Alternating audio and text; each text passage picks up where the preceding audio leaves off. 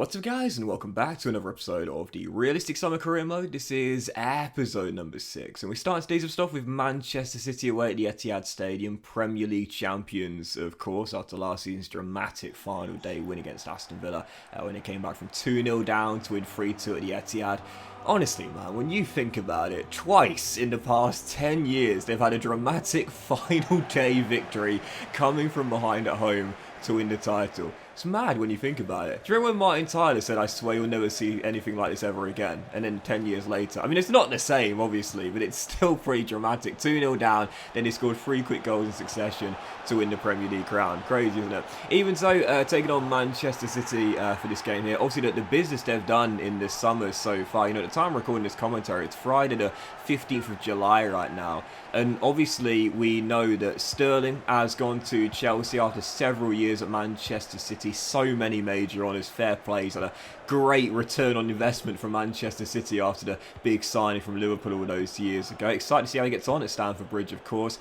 We also know that Zinchenko is probably going to join Gabriel Jesus at Arsenal as well. We know the Brazilian forward has gone to North London. I'm excited. I think that's a good signing for Arsenal. I really do. I'm excited to see how he gets on there, being the regular starter under Mikel Arteta. It does seem as though Zinchenko is likely to join Jesus as well. By the time this video goes up, it might well have been confirmed. It might well have fallen through, but it does seem as though it is likely to go through within the next few days or so. And of course, for signings of Manchester City, well, Ortega in from Arminia Bielefeld, a free transfer there. I only know about him because of my Bielefeld career mode earlier this year, but even so, good signing on a freebie there for a regular starter after all those years in the Bundesliga. And of course, the big two signings, Calvin Phillips coming in from Leeds United, and also as well, he'll be on the Fernandinho replacement, of course, and also as well, as we know, the big signing, of course, Erling Haaland coming in from Borussia Dortmund, following his father's footsteps, playing for Manchester City. You know, I've got to be honest, at the moment, with the other sales that Man City have made, the other deals that have gone through, like Bazunu to Southampton, for example, Pedro Porro to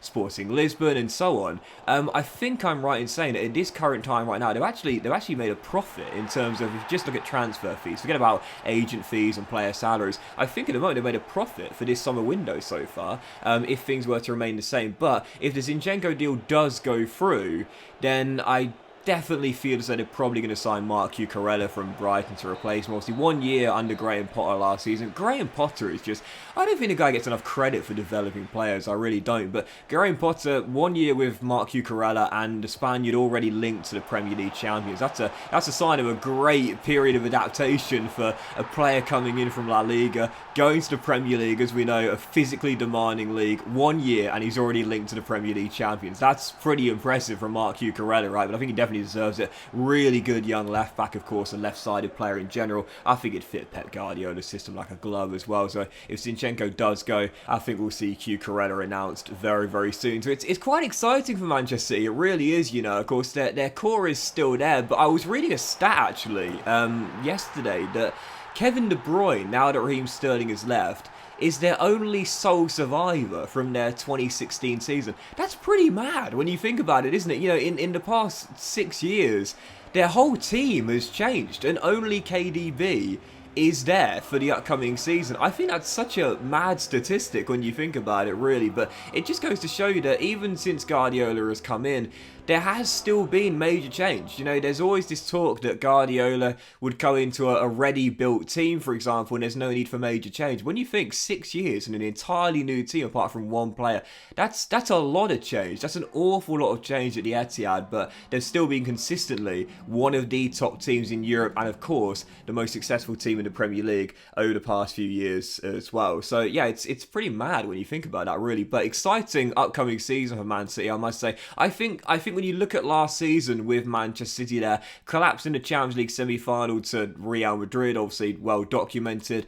You know, obviously in the domestic cups as well, they've had a great record in the domestic cups, and the League Cup, I should say, over the past few years, of course.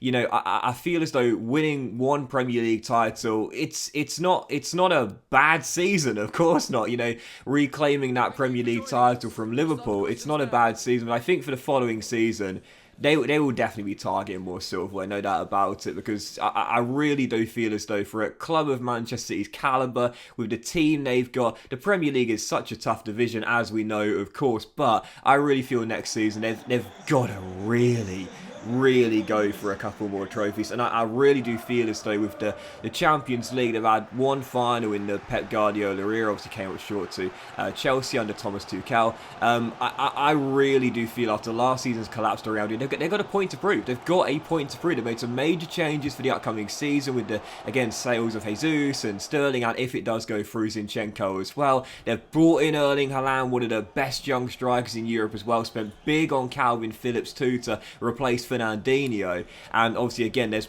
quite likely going to be one or possibly two more signings as well. I think they've really got to try and make amends for last season's collapse in the Champions League, and I'm excited to see it. I really am. I do feel, and I don't know why, I do feel there's pressure on Man City for the upcoming season. I really did. They made big changes. They decided to make quite a few changes to their squad. I'm excited, I really am, and I think Man City fans should be excited too. You know, Fernandinho has gone back to Brazil, Sterling after all the years has gone, Jesus and Zinchenko, solid squad players, both leaving the club as well, but they've brought in Calvin Phillips, they've brought in Erling Haaland, and they're probably going to make one or two more signings. I'm really excited, I really am. Some changes to Man City for the upcoming season, but I'm excited to see how they get on, how the new signings get on. Can't wait to see how Haaland lines up for Man City, of course, but I'm really excited. It should be a really exciting season for Manchester City. I'm very excited indeed. Anyway, we lost to them 5-1.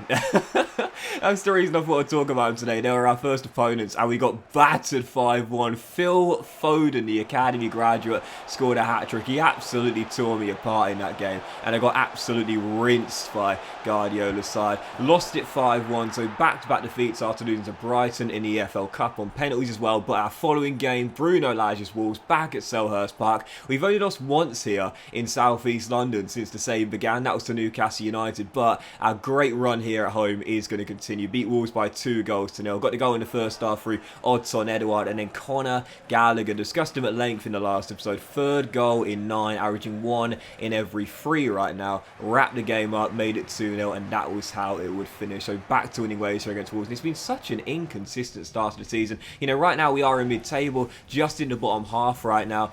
You know, obviously for season 1, as I said before, I want it to be very realistic. And, you know, for Palace, for me, what my aim is to try and break into the top 10. And I'm looking for around an 8th to 11th finish.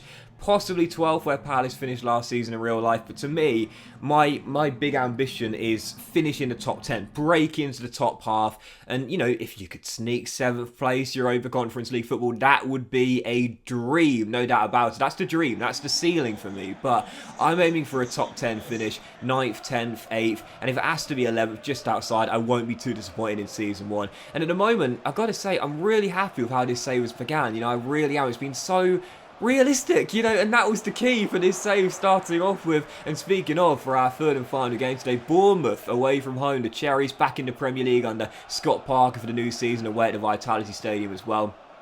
You would have noticed at the start of the save, this is our first meeting against the newly promoted side. I did change the 3 teams, so Bournemouth, Fulham and Nottingham Forest all in the Premier League for this season, with Norwich, Burnley and Watford, of course, back in the Championship. But yeah, I've got to say, it's been a realistic start. It really has been. You know, we're mid-table right now, very inconsistent run of form. Our team is very realistic. I haven't signed a certified wonder kid from Portugal, for example. No, it's a really realistic beginning and I'm liking it. And the challenge is great as well, because we just beat Wolves 2-0 there, but the previous game we were thrashed 5-1, and in the following game, taking on the Cherries, we're 2-0 down at the break. Chris Metham heads in from a corner after Dominic Solanke gave the Cherries the lead. I'm 2-0 down on the south coast, and Bournemouth here at the Vitality were tearing me open, just like Guardiola's side would as well. And I've got to say, I'm really liking this, and I know it sounds a bit funny that I'm saying I'm enjoying getting beaten quite badly at times, but no, I really am, because it's realistic, you know. And as Todd Cantwell makes it 3-0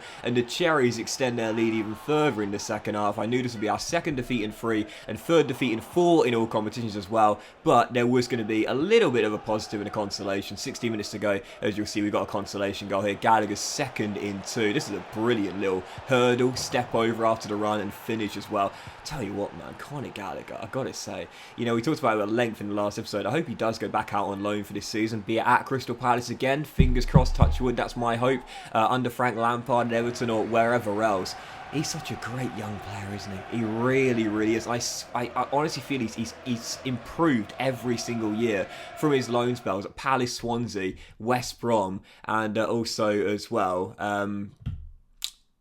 Charlton Athletic. So, yeah, had a bit of a brain freeze there. But even so, yeah, Gallagher makes it 3-1, 2 goals in 2, but sadly just a consolation. To start the season off, well, I talked about it. They say it was all about realism. 6 games in, 12 games into the season, about a third of the way through. Palace are right now in 14th place. Very, very inconsistent run, but very realistic. Let's keep it going. But that winning today's episode of the Realistic Summer Career Mode, guys. Big fan of you for watching. Hope you enjoyed. If you haven't, please drop a like. Much love to you all. Have a fantastic day, and we'll see you for the next episode of the Realistic Summer Career Mode very soon.